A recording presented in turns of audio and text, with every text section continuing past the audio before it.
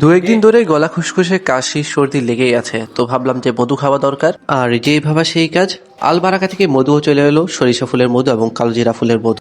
যদিও আমি মধু খেতে খুব একটা অভ্যস্ত নই, তাই কোন মধুর স্বাদ কেমন তা আমার তেমন ধারণা ছিল না।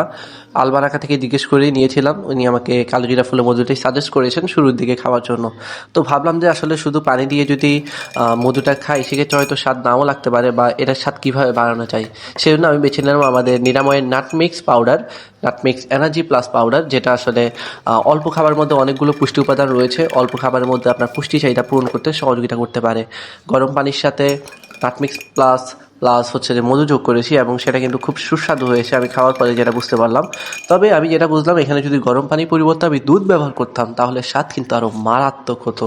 কারণ আমি আগেও দুধ দিয়ে খেয়ে দেখেছি, সেটার তুলনা কিন্তু গরম পানি বলেন বা গরম পানির সাথে পাউডার দুধ মিশিয়ে বলেন, সেগুলোর সাথে কোনোভাবেই যায় না, অনেক তফাৎ।